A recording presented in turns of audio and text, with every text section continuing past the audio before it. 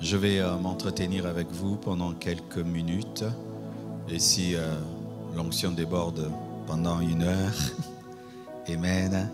Et puis on va prier parce que cette réunion est très spirituelle. Amen. Nous allons nous tenir debout afin d'honorer la parole du Seigneur.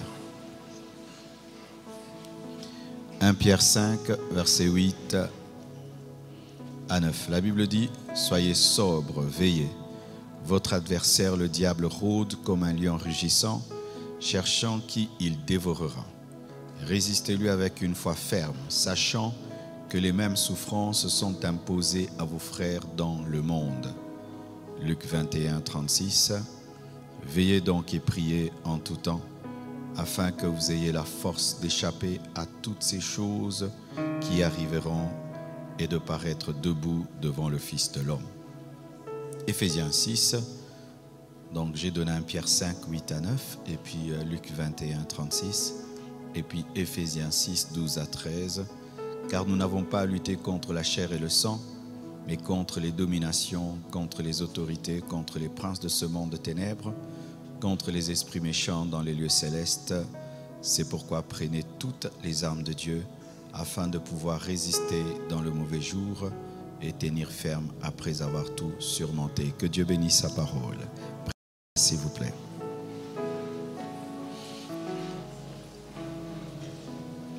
Alors, il m'a été demandé de partager au couple sur ce qui arrive quand un couple ne prie plus.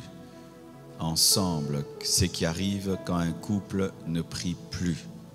Et vraiment, c'est un sujet très, très important. Pas seulement pour les mariés, mais aussi pour toi qui es célibataire. Parce que vous savez, lorsque j'étais célibataire, j'ai développé une vie de prière personnelle.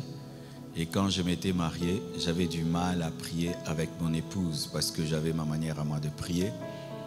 C'est alors qu'une fois, je lis le livre de Kenneth Hagin et il avait dit que lorsqu'il demandait une chose à Dieu, seul, cela arrivait. Mais s'il a demandé avec sa femme, cela arrivait plus vite. Parce qu'il y a une loi, lorsqu'on s'unit, on a plus de puissance, car deux valent mieux qu'un. Lorsque tu pries seul pour une chose, Dieu va te la donner. Mais si tu la demandes avec ta femme, avec ton mari, Dieu va te l'accorder plus rapidement. C'est pourquoi Satan n'aime pas qu'un homme et une femme prient ensemble, parce que ça décuple la puissance spirituelle. Tu vas te rendre compte que tu peux développer ta propre vie de prière, mais t'agenouiller avec ta femme, avec ton mari, pas à l'église, à la maison, c'est très difficile parce que Satan redoute l'amplification de la puissance par l'unité. C'est pourquoi il travaille à faire que les chrétiens se chamaillent à la maison, parce qu'il sait que si toi et ta femme vous vous chamaillez, vous n'allez pas prier ensemble et vous n'allez pas l'attaquer ensemble. Amen. Et des fois, Dieu donne à l'homme un don de révélation, il donne à la femme un don de foi. Et il faudrait que vous puissiez prier ensemble pour que ces deux dons se complètent. Alors celui qui a la révélation peut savoir que nous avons tel problème financier, mais celui qui a la foi pas maintenant demander et Dieu donne.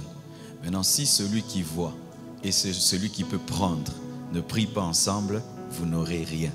Et Satan, des fois, nous combat seulement en faisant que chacun prie à gauche, l'autre à droite, et des choses qui devaient arriver dans 10 ans vont arriver dans 30 ans, des choses qui devaient arriver dans 1 année vont arriver dans 10 ans. Vos couples, peut-être, marchent bien, mais peut-être que ça marche lentement, parce que vous priez avec tout le monde, mais sauf avec votre femme, sauf avec votre mari. Alléluia. Ainsi, j'ai des moments de prière personnels et je dois avoir des moments de prière avec ma femme, et quand sont venus les enfants, avec les enfants. Et quand je prie avec les enfants, je baisse ma dimension spirituelle, je prie à leur niveau. Notre Père qui es aux cieux, que ton nom soit sanctifié, et tout. Je dois descendre au niveau de tout le monde. Parce que souvent, ceux qui sont très élevés spirituels n'arrivent pas à prier avec la famille, parce que la prière en famille ennuie un peu. Les gens qui sont très élevés en esprit, un culte de 30 minutes, ça t'ennuie, tu trouves que ce n'est pas assez, des choses superficielles, mais alors que c'est important pour les enfants c'est important pour ton mari, c'est important pour ta femme. Alléluia. Alors, le premier verset, je ne vais pas prêcher, je vais enseigner. Amen. Hein? Le premier verset, 1 Pierre 5, verset 8, il y a beaucoup de choses à dire. Je veux retenir 2 choses à vous partager. La Bible dit, soyez sobres, veillez, soyez vigilants. Votre adversaire, le diable, rôde comme un lion rugissant. Vous devez savoir que quand vous êtes marié, il y a quelqu'un qui rôde autour du couple, Satan. Amen. Le diable n'aime pas le mariage.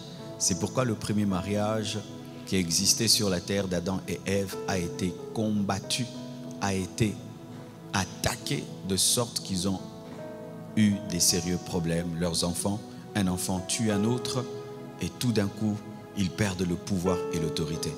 Tu dois être conscient que Satan n'aime pas ton mariage et il rôde autour de ton mariage. Amen. Hein? Ne pense jamais que moi, mon mariage, Satan ne s'en occupe pas, tout va bien. Il y a un ennemi contre ton couple. Il s'appelle Satan. Et s'il ne t'attaque pas aujourd'hui, il a le projet de t'attaquer. Même dans 10 ans, même dans 20 ans, même dans 30 ans, même à ta vieillesse, il va attaquer. C'est pourquoi il faut veiller. Veiller dans la prière, veiller dans la foi, être vigilant spirituellement. Parce qu'il peut attaquer ton couple sans même que tu ne saches que c'est une attaque démoniaque. Alléluia. Il peut attaquer ton couple de plusieurs manières, mais tu dois être sobre. Il peut attaquer ton couple par une bonne. Vous prenez une nounou, vous pensez que c'est la nounou pour les enfants, mais cette nounou a le projet de faire tomber ton mari. Tu vois, toi tu prends une nounou, mais derrière la nounou, il y a le plan de détruire ton couple. Tu peux prendre un jardinier, mais lui il a le plan de violer un enfant. C'est pourquoi il faut être sobre et veiller. Alléluia. Résistez-lui avec une foi ferme. Et j'aime parce qu'on dit résistez-lui, c'est un terme de respect, mais ça parle aussi du pluriel. Lorsque Satan rôde contre un couple, ce n'est pas seulement la femme de jeûner, de prier, c'est l'homme et la femme. Alléluia. Des fois, on tombe dans le piège, les femmes doivent jeûner, nous les hommes on travaille. Non, résistez-lui ensemble. Amen. Lorsque le couple est attaqué par Satan, ce n'est pas le rôle d'un seul dans le couple de se battre, de jeûner, d'aller chercher les hommes de Dieu. L'homme et la femme doivent résister ensemble. Alléluia. Avec une foi ferme, c'est-à-dire tu dois croire que ce problème-là va passer. Lorsque vous avez des problèmes dans le couple et vous ne croyez pas qu'il va passer, il ne passera pas. Il faut une foi ferme. Amen. Hein? Une foi ferme. Et la Bible dit encore, sachant que les mêmes souffrances sont imposées à vos frères dans le monde. Et là, j'aimerais dire ceci. Lorsque ton couple va mal, souvent on pense qu'on est les seuls à avoir des problèmes. Tous les couples ont des problèmes. Amen. Hein? Tous les couples. Si quelqu'un te dit que son couple est parfait, c'est un hypocrite, un menteur. Pourquoi? Parce que le mariage n'est pas le mariage des anges. Ce ne sont pas 2 anges qui se marient. On peut avoir la même foi, la même spiritualité, on s'aime, mais les caractères sont imparfaits. Un jour, ta femme va t'énerver. Un jour, ton mari va t'énerver. Un jour, il va dire quelque chose, faire quelque chose qui va t'énerver. Mais vous devez savoir que tous les couples ont des combats. Alléluia. Souvent, si tu ne le sais pas, tu vas croire que tu es le seul homme à avoir une femme bizarre, la seule femme à avoir un mari bizarre. Mais quand tu sais que dans le monde, tous les couples ont des problèmes, tu vas tenir ferme. Amen. Souvent, les hommes qui passent par des problèmes difficiles, les couples qui passent par des moments difficiles, pensent être les seuls. Non, les mêmes souffrances sont imposées à vos frères dans le monde. Amen. Luc 21, 36 dit, veillez donc et priez en tout temps, afin que vous ayez la force d'échapper à toutes ces choses qui arriveront et de paraître debout devant le Fils de l'homme. Il y a beaucoup de choses qui vont arriver dans ce monde, mais parmi les choses qui vont arriver, qui sont en train d'arriver dans le monde, c'est l'encouragement du divorce. Dans certaines nations maintenant, mes frères, tu veux divorcer, tu vas devant un ordinateur, tu divorces. Dans certaines nations maintenant, quand une femme divorce, on lui donne beaucoup plus d'argent que quand elle était mariée. On encourage maintenant les femmes seules. Si tu te maries, le gouvernement ne te donne plus beaucoup d'argent. Mais si tu es seul, on te donne beaucoup d'argent. Quand tu es dans le mariage, tu n'es pas soutenu. Quand tu quittes le mariage, tu as l'argent. Il y a quelque chose qui est en train d'arriver dans le monde. Le divorce va devenir normal. Que ce soit les prédicateurs, que ce soit les enseignants, un pasteur divorcé, ça ne dira plus rien. Il y a une attaque démoniaque contre le mariage. L'infidélité, l'adultère, ce sera normal. Il y a un pays, je crois, l'adultère c'est devenu un sport. Ça fait il y aura même des Jeux olympiques de l'adultère. Oui, je crois quelque part aux Pays-Bas, Suède, quelque chose comme ça. Suède, vous imaginez ça? C'est-à-dire on va banaliser le mariage, on va banaliser l'infidélité. Il y a des attaques démoniaques contre le mariage. Satan combat les mariages parce que ce sont les mariages qui engendrent les prophètes, les leaders, les grands hommes, les grandes femmes. Lorsque Jésus-Christ devait venir sur la terre, il est venu au travers d'un couple, Joseph et Marie. Même si Joseph n'a pas donné la sémence, mais il a protégé la sémence de Dieu et c'est lui qui avait des visions pour protéger Jésus. Alléluia. Il y a un vent qui va souffler et qui est déjà en train de souffler contre les mariages de sorte qu'on va se moquer. Un homme qui est fidèle, on va se moquer de toi. Une femme soumise, on va se moquer de toi. Un bon papa, une bonne maman qui fait des sacrifices pour ses enfants, les gens vont se moquer de toi. Il y a une attaque. Mais pour vaincre cette attaque, il faut prier pour avoir la force de résister. Imagine que tu travailles quelque part, tous tes amis trompent leurs femmes et tu es le seul à être fidèle. Tout le monde va se moquer de toi. Tous les jours, comment tu auras la force de résister? Pour résister devant l'idole qui est établie, il faut faire comme Daniel, prier le matin, prier à midi, prier le soir. Prier le matin, prier à midi, prier le soir. Ainsi, lorsque tout le monde va adorer l'idole, toi tu as la force de résister parce que tu as une énergie spirituelle capable de t'opposer au vent qui souffle sur tout le monde. Et si tu n'es pas un homme de prière, une femme de prière, ce vent-là va t'attaquer et va te détruire. C'est pourquoi la plupart des films aujourd'hui sont en train d'encenser le divorce, l'adultère, sont en train d'encenser l'homosexualité, le lesbianisme, sont en train d'encenser. Pourquoi? Ils nous font un lavage de cerveau, un lavage de cerveau, un lavage de cerveau pour que demain, qu'il n'y ait que des couples malades. Et pour tenir face à cela, vous devez être des vrais hommes et des vraies femmes de prière. Et Éphésiens 6, verset 12, verset à 13, la Bible dit: car nous n'avons pas à lutter contre la chair et le sang, mais contre les dominations. Et une précision, contre le prince des ténèbres, contre les autorités, contre les princes de ce monde de ténèbres, contre des puissances qui opèrent dans les ténèbres. Les puissances qui opèrent dans les ténèbres, on ne les voit pas dans les ténèbres.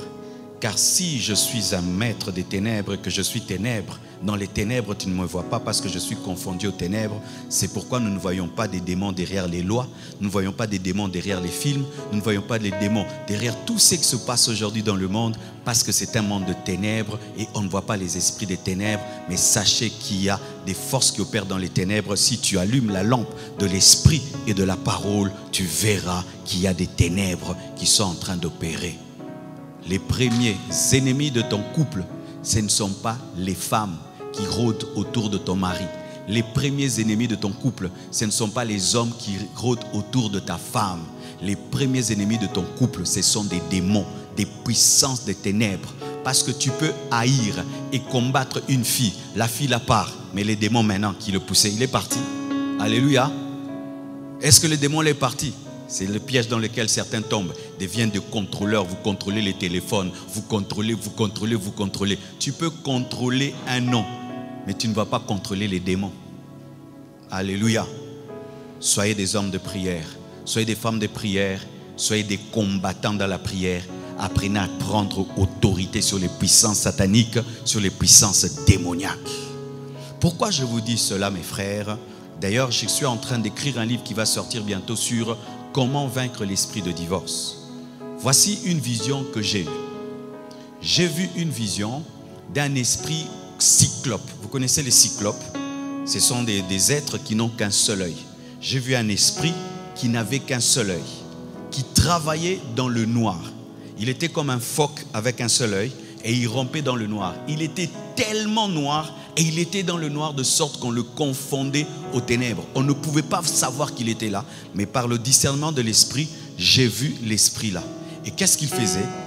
Il rampait, il rampait, il rampait et il allait vers les couples. Et quand il allait vers un couple, il regardait dans le couple qui était le plus faible. Il testait. Il avait une capacité de savoir dans le couple le plus faible spirituellement, celui qui ne prie pas beaucoup, celui qui n'a pas la crainte de Dieu. Il n'attaquait pas celui qui était fort. Il allait vers celui qui était faible. Et lorsqu'il allait vers celui qui était faible, il le mordait seulement. Et il partait. Il ne s'occupait pas de celui qui était fort. Pourquoi? Parce qu'il était sûr que le faible fera son travail. Après qu'il soit parti, le faible qui est mordu, maintenant va travailler à affaiblir celui qui est fort. Et je voyais des couples qui se détruisaient, Et qu'est-ce qui arrivait? Lorsque cet esprit mordait un couple, et ce couple se détruisait, ce couple devenait comme des zombies. Ils sont morts mais vivants, et ils allaient auprès d'autres couples pour les mordre et les transmettre la maladie. Et partout où il y avait des couples malades, les lumières s'éteignaient. Les lumières s'éteignaient et je voyais des quartiers où le 3/4 du quartier est dans les ténèbres et il n'y avait que quelques lumières des couples qui étaient en bonne santé. Et les couples qui étaient dans les ténèbres travaillaient aussi à enténébrer les couples qui étaient dans la lumière. Et comment est-ce qu'on arrivait à vaincre cet esprit cyclope? C'est-à-dire que lorsque cet esprit venait, il fallait que l'homme et la femme se tiennent les mains et puissent lui résister. On ne le vainquait pas seul. Il fallait être à deux pour le vaincre. Et lorsqu'il se tenait, il le résistait, cet esprit s'en allait. Alléluia. Mes frères et sœurs, quand j'ai vu cela, j'ai compris ce qui arrive dans le monde aujourd'hui. Regardez la plupart aujourd'hui des divorcés, ils encouragent le divorce. La plupart des gens qui sont en train de détruire leur couple, ils sont maintenant contre les familles. Ils sont mordus et ils mordent les autres. Alléluia. Et lorsque ton couple a des problèmes, ne te bats pas seul. Tu dois amener ta femme, ton mari aussi à prier. Pourquoi? Tu ne peux pas imposer le mariage à l'autre. Si l'autre décide de quitter le mariage, tu vas subir le divorce. Alléluia. Alléluia. Et le Seigneur m'a dit de vous parler de 10 sortes de divorces que cet esprit-là amène. Lorsqu'il vient, il mord un couple, il engendre 10 sortes de divorces. Je vais les citer rapidement et nous allons prier. Première sorte de divorce, un divorce financier. Vous pouvez être ensemble, mais vous avez divorcé financièrement. C'est lorsqu'on dit, c'est mon argent, c'est mon argent, c'est mon argent. Vous êtes divorcé, mais financièrement. Le divorce ne commence pas directement devant l'avocat ou devant le juge. Il commence dans les finances. Quand vous commencez, mon argent, mon argent, mon argent. Deuxième divorce, le divorce matériel, financier. Ma télévision, ma voiture, ma maison. Ma télévision, ma voiture, ma maison. Ça c'est ma voiture, ça c'est ma maison, ça c'est ma télévision. Ça c'est pour moi, pour moi, pour moi, pour moi, moi. Ce n'est pas pour toi, c'est pour moi. Vous avez déjà commencé à divorcer matériellement et financièrement. Troisième sorte de divorce, le divorce en pensée. Vous êtes ensemble, mais dans ta tête, tu aimerais que ta femme meure pour épouser une autre. Dans ta tête, tu aimes une autre femme, mais tu es avec ta femme. Dans ta tête, tu aimes un autre mari, mais tu es avec ton mari. C'est un divorce en pensée. Tes pensées ne sont plus là, mais ton corps est là. C'est comme Jacob, il pouvait être avec Léa, mais dans sa tête, il est avec Rachel. Un divorce en pensée, où déjà tu regrettes dans ton cœur, tu ne le dis pas, tu regrettes. Pourquoi je l'ai épousé? Pourquoi je l'ai épousé? Tu as divorcé dans tes pensées. Quatrièmement, il y a un divorce affectif. Lorsqu'il n'y a plus de signes d'affection, tu ne touches plus ta femme, tu ne touches plus ton mari, il n'y a plus de compliments, il n'y a plus de signes d'affection. Quand on vous regarde, c'est comme deux inconnus. Vous habitez la même maison, vous vivez ensemble, mais il n'y a plus d'affection, de signes d'affection. Chérie, ça disparaît. Caresse, ça disparaît. C'est un divorce déjà affectif. Et sachez que c'est une maladie qui va progressivement. Cinquième sorte de divorce, le divorce spirituel. On ne prie plus ensemble, on ne croit plus les mêmes choses. La femme croit ça, le mari croit ça. La doctrine de l'homme c'est ça, la doctrine de la femme c'est ça. La femme prie, l'homme ne prie pas. L'homme prie, la femme ne prie pas. Un divorce spirituel. Ou même des fois l'autre abandonne Dieu et l'autre continue. Le mari devient païen, la femme est toujours chrétienne. L'homme est toujours chrétien, la femme est païenne. C'est un divorce spirituel. Et lorsque vous vivez ces choses, Sachez que ça va vous amener, si vous ne réglez pas le problème dans la prière et devant Dieu, jusqu'au divorce juridique. Avant, vous allez ensemble à l'église. Maintenant, il est où? Il est resté à la maison. Il est où? Il est resté à la maison. Il fait le cross dimanche. Il fait le cross dimanche. Il fait le cross dimanche. Le divorce spirituel a commencé. Pendant que tu écoutes la parole à l'église, lui, il n'entend rien. Pendant que tu écoutes la parole, elle n'entend rien. Un divorce spirituel a commencé. Il y a aussi le divorce dans la vision. Vous avez maintenant des visions divergentes. Toi, tu as des grands projets. Lui, il a des projets que dans le présent. Vos projets divergent, se contredisent, se combattent. C'est quand vous voyez celui-ci, il vit au Japon, l'autre vit à Kinshasa. L'autre vit à Kinshasa, l'autre à Dubaï. Alléluia. C'est-à-dire, il n'y a plus la même vision de la vie. Celui-ci sacrifice, l'autre dépense. Est-ce que vous continuez à voir le même futur et à courir dans la même direction? Lorsqu'on n'a plus la même vision, les mêmes projets, les mêmes rêves, c'est un divorce déjà dans la vision. Septième, le divorce sans parole. Là, on commence à dire, on va se séparer, on va se séparer, on va se séparer, je vais partir, on va se séparer, je vais partir. Je regrette. Là maintenant tu ne penses plus, tu commences à parler. C'est déjà un divorce qui a commencé, mais en parole. Et quand ça continue, ça va engendrer le divorce juridique. Huitièmement, le divorce sexuel. Là maintenant on ne dort plus ensemble. Séparation de corps. L'homme dort au salon, la femme dans la chambre. La femme dans la chambre, l'homme au salon. On fait 2 ans, 3 ans, 1 année. On ne se touche plus. Il n'y a plus rien. C'est un divorce sexuel qui prépare un divorce juridique. Lorsque vous vivez déjà ces manifestations-là, vous avez été mordu par cet esprit cyclope. Neuvièmement, là maintenant, on va devant les tribunaux. Maintenant, on cherche les avocats, on se sépare. Toi, tu prends telle maison, qui va avec les enfants. Ça, c'est un divorce maintenant juridique. Pour terminer, le plus grand divorce que cet esprit recherche, c'est divorcer avec Dieu. C'est quand maintenant, Dieu, le jour de l'enlèvement, il ne t'enlève pas. Il ne t'épouse pas. Tu meurs, tu vas en enfer. Tu abandonnes Dieu. C'est pourquoi j'aimerais parler un peu aux célibataires. Vous savez, les célibataires à Kinshasa, on pousse tout le monde à se marier. Moi, je ne pousse plus les gens à se marier pour se marier. Mariez-vous quand vous êtes prêts. Parce que le mariage peut te conduire en enfer. Le mariage peut te conduire en enfer. Aujourd'hui, les gens jouent avec le divorce. Frère, il y a des divorcés qui iront en enfer parce qu'ils ont divorcé en dehors de la volonté de Dieu. Il y a des principes pour divorcer bibliquement, mais il y a certains divorces qui te conduisent en enfer. Même si la société te comprend, l'église te comprend, ta famille te comprend, les juristes te comprennent, Dieu ne te comprend pas. C'est pourquoi, faites très attention. Lorsqu'un esprit de divorce entre dans ton mariage, le but de cet esprit, ce n'est pas seulement te séparer d'une femme et d'un homme, c'est te séparer de Dieu. Parce que la Bible dit que Dieu est le divorce, le parjure, la répudiation. Dieu a la haine pour la répudiation. On ne s'amuse pas à faire des vœux devant Dieu et à les briser, à faire des vœux devant Dieu et à les briser. La plupart des temps, les gens qui divorcent, ils pensent qu'ils se séparent seulement d'un homme. Le divorce peut te séparer de Dieu. Les seules raisons bibliques du divorce sont l'adultère. Si l'autre commet l'adultère, ok. Et là, tu n'es pas obligé. Tu peux aussi pardonner. Une autre raison, l'autre veut te tuer. Vraiment, ta vie est en jeu, on veut te tuer. Il te tape à mort et elle t'empoisonne. Là, pour sauver ta vie. Parce que on ne se marie pas pour mourir. L'autre, pour rester dans le mariage, te dit, on fait un pacte avec Satan. Ah, toi, tu ne peux pas faire le pacte avec Satan. Lui dit non, moi je pars. Tu refuses la sorcellerie. Tu es libre. La Bible dit que si l'infidèle se sépare, qu'il se sépare, Dieu nous appelle à vivre dans la paix. Alléluia. L'autre, avant le mariage, t'a menti sur quelque chose de grave.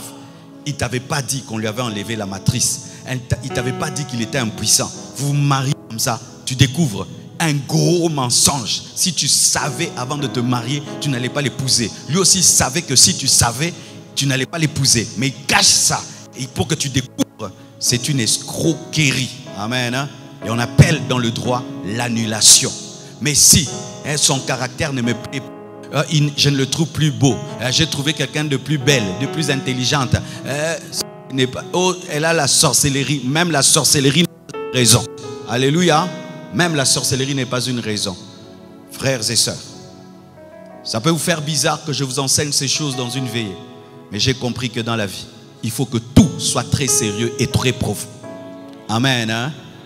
On ne vient pas à l'église s'amuser. Il faut toujours que vous entendiez des choses qui vont vous bâtir.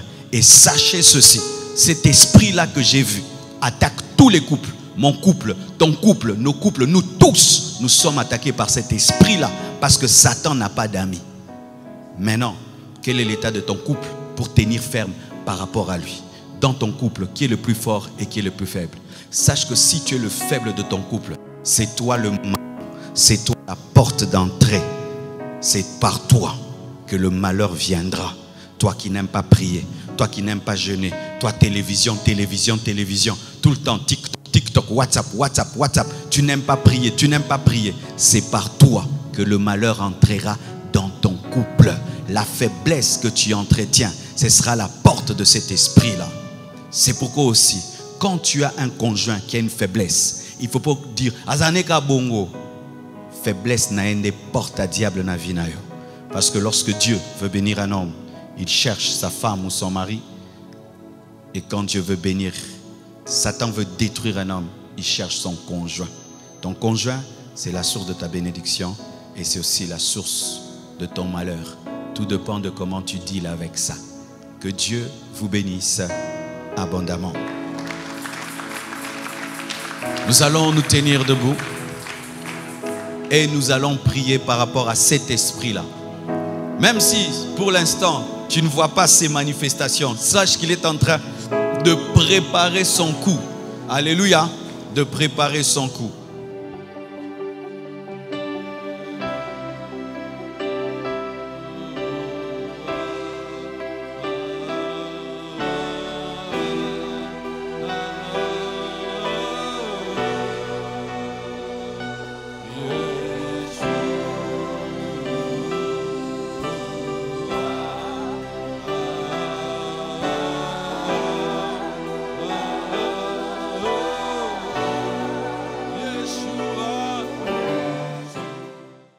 Shalom, moi c'est le pasteur Marcelo Jérémy Tounassi de l'église La Compassion. Je suis là pour vous parler de Tokumisa, qui est une vision que le Seigneur a donnée à son serviteur Zaza, qui est vraiment aujourd'hui une grande bénédiction pour le corps du Christ, qui organise des moments de louange, d'adoration et de communion fraternelle. Et je tiens à remercier tous les frères et sœurs qui ont permis à ce ministère de se développer sur le plan financier, parce que tout ce qui est organisé est gratuit. Il y a un grand projet que Dieu a donné au ministère Tokumisa, c'est créer un lieu de prière, un lieu de retraite, un centre de retraite Tokumisa. Ça permettra que vous puissiez aller jeûner dans des bonnes conditions, prier dans des bonnes conditions, lire la parole de Dieu dans des bonnes conditions et même faire des retraites en groupe dans des bonnes conditions parce qu'il y aura une grande salle de plus de 100 places qui peut vous accueillir. Et déjà, par la grâce de Dieu, nous avons pu acquérir une grande parcelle dans laquelle sera construit un lieu de prière et de retraite. Nous voulons construire un lieu de retraite appelé Centre de retraite Tokumisa. Et pour cela, nous avons besoin de partenaires. Alors, vous pouvez contribuer par PayPal, Western Union, MoneyGram, par M-Pesa, Airtel Money. Et tout ce que je dis va passer défiler au bas de l'écran et vous saurez envoyer vos contributions. Et il y a une précision, c'est qu'une fois que vous devenez partenaire de Tokumisa dans le domaine de la construction de cette salle de retraite, de ce lieu de retraite, vous pourrez suivre en direct tout ce qui se fait. Vous serez vous-même les témoins de vos contributions et de l'utilisation de votre argent.